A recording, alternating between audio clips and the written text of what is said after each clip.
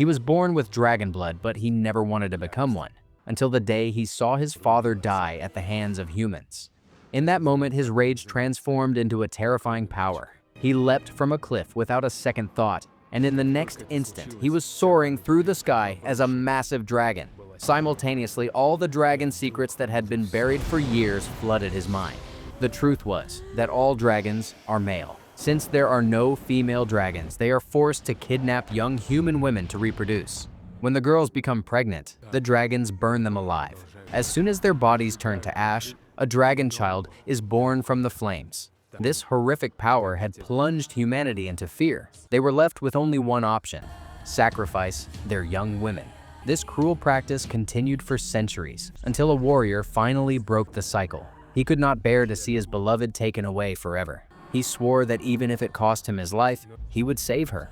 Turning his love into an unbreakable force, he set out on his journey and finally reached the dragon's cave. He killed the beast and became a legendary dragon hunter. The boy did not want history to repeat itself, so he hid among the crevices of the cliffs. Whenever he transformed into a dragon, the narrow spaces would trap him and prevent him from leaving. For years, no dragon was seen. Humans gradually began to forget the creatures, and the ritual of offering sacrifices slowly evolved into a wedding ceremony. The princess would lie in a boat, wearing her finest regalia. A rope was tied to one end of the boat, while her fiancé waited on the opposite shore. The descendant of the dragon hunter would pull the rope. Intoxicated with happiness, he asked everyone to sing the dragon song to celebrate their wedding, believing the dragons had been annihilated long ago. He had no idea that a dragon's pride does not tolerate mockery. At that precise moment, the oil lamp placed beside the princess suddenly went out. The sky turned black, and fierce winds began to blow. Against his will, he transformed into a dragon and kidnapped Miroslava, the king's granddaughter. Everyone watched in horror, unable to believe what was happening. No one, not even Igor, had the power to stop him. Igor stood there helpless, as he possessed no special skill to challenge a dragon. The massive dragon flew away, carrying Miroslava high through the heavens, and dropped her on a lonely, desolate island. The place was shrouded in deep darkness. The island itself seemed cursed. Its landscape was formed by the gigantic skeleton of an ancient dragon.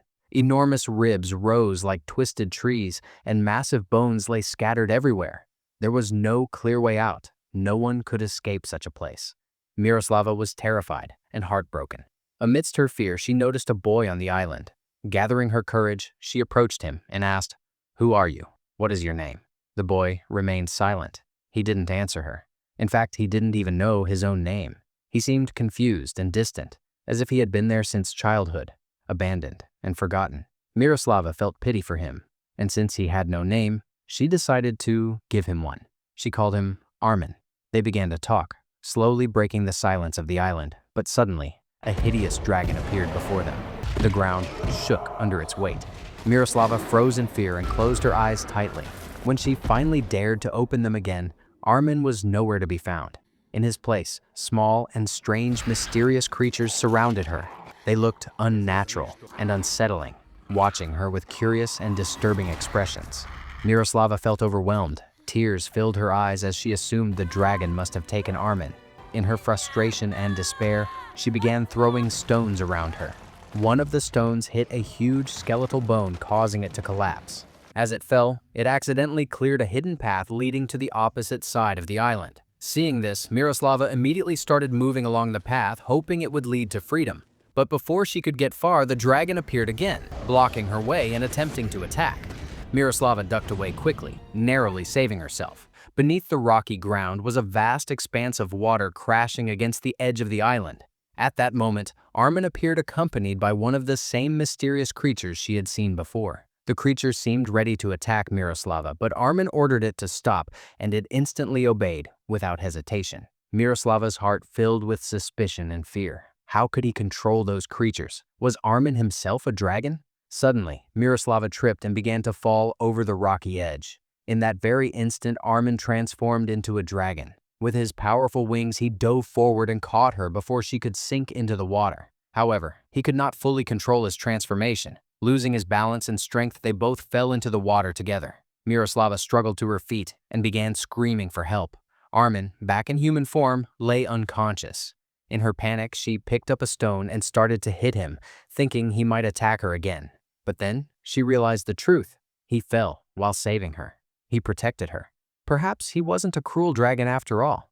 Seeing him unconscious in the water, she pulled him out with great effort. In that moment, it became clear that they had both saved each other's lives. While she was bringing him back to the island, Armin began to transform into a dragon again, but he quickly lost consciousness and reverted to human form. He had exhausted all his energy. The next morning, Miroslava decided she couldn't stay there a moment longer. "I will escape," she told herself. But that same day, a violent storm broke out. Thunder roared, lightning tore through the sky, and the sea became wild and relentless. Escape became impossible. Night fell. Miroslava carefully treated Armin's wounds using herbs she found on the island. She cleaned his injuries and bandaged him gently. That night, she dreamed that Igor was coming to rescue her. In her dream, Igor held her tightly and she felt safe again. She truly longed to go home. But when she woke up, it wasn't Igor by her side. It was Armin. He told her softly, "Calm down. You are safe with me." Days passed, and trust slowly began to grow between them. Her fear faded, giving way to understanding, and they became true friends. They played together, swam in the crystal clear waters, and ran freely across the island. Laughter replaced the silence. However, one day, Armin looked worried. He thought to himself, "She trusts me, but what if the beast inside me wakes up one day and hurts her?" So, he decided to tell Miroslava the truth. "My father was a dragon," he confessed. "He wanted me to live as a dragon, but I wished to live as a human. I wanted to live in peace among people. I refused to become what he was." He shared that one day, while playing, he witnessed something horrific. A human warrior arrived and killed his father before his very eyes. That warrior was none other than Igor's grandfather, the legendary dragon hunter. And from the ashes of those burned girls, new babies were born. I was one of them. That is why I am neither fully human nor fully dragon. I am both. I am half human and half dragon. He looked at Miroslava with deep intensity. "I have always tried to control myself. I am not like those dragons who burn humans without mercy. I forced myself not to transform. I fought against my own blood and tried to live as a human being." He paused and then spoke more softly. "But Miroslava, on your wedding day, your people were singing that same ancient ritual song. It was the song I heard in my childhood, the song that echoed when the girls were brought before the dragons. The sound pulled me toward your land. I was drawn as if something inside me woke up, and I still don't know why I snatched you away." Miroslava approached him. "It's okay," she said sweetly. "Don't be distressed. I will help you control the beast inside you." Armin looked at her inquisitively and asked, "Do you really think someone will come to rescue you from this island?"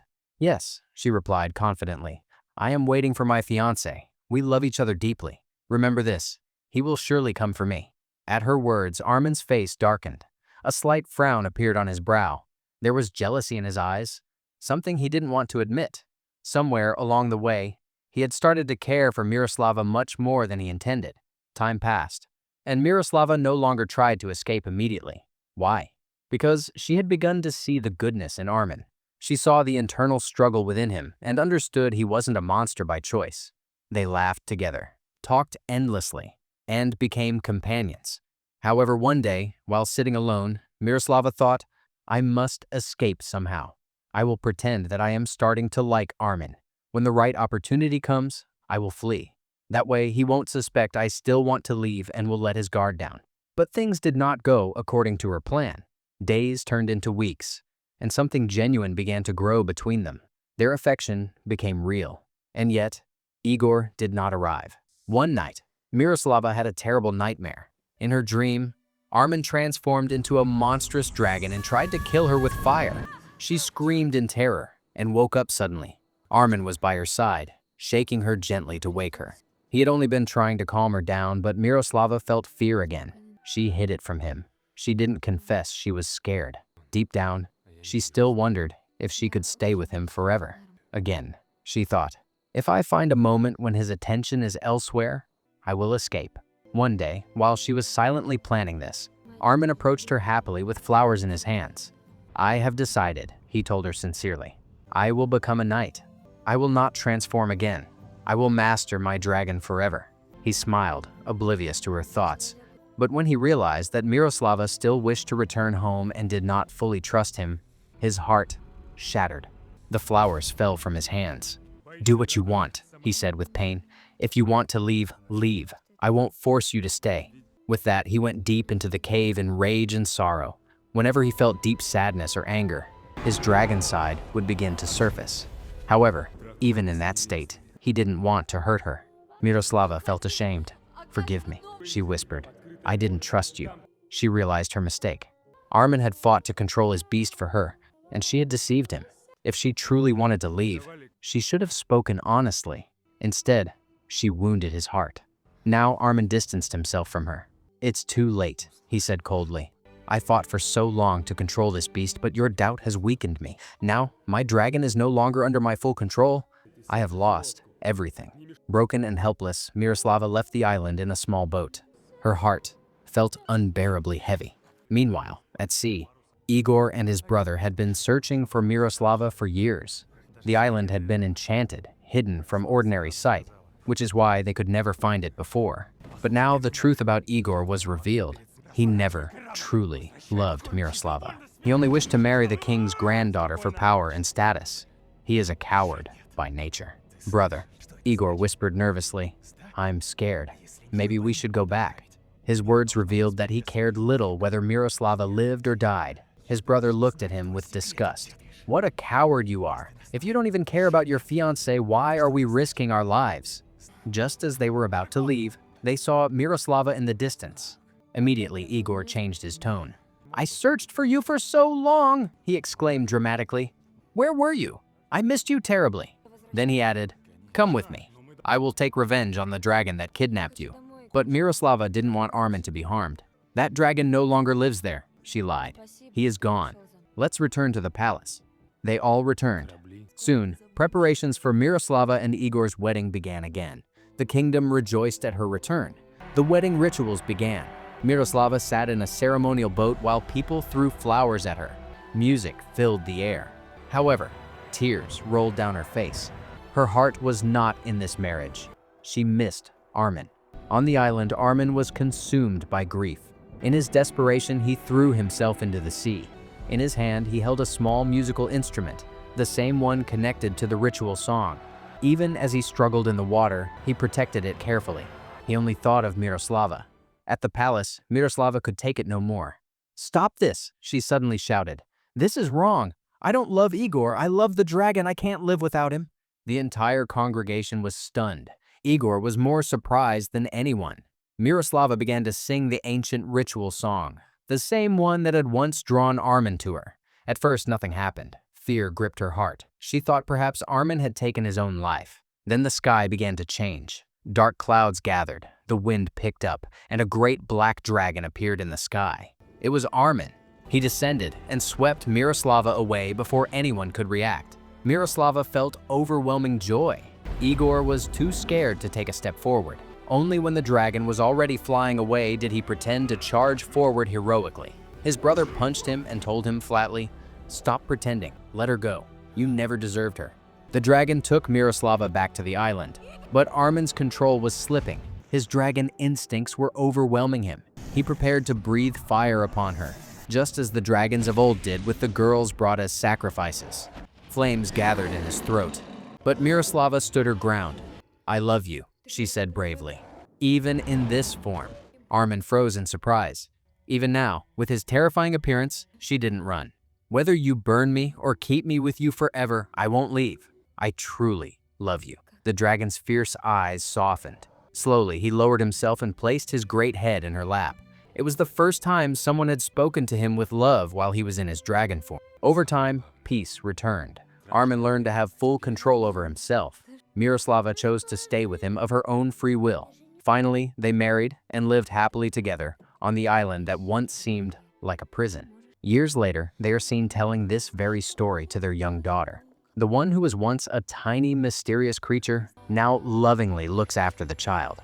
The island is no longer a place of darkness. It has become their home, and they remain there together, happy and fulfilled, choosing each other every day.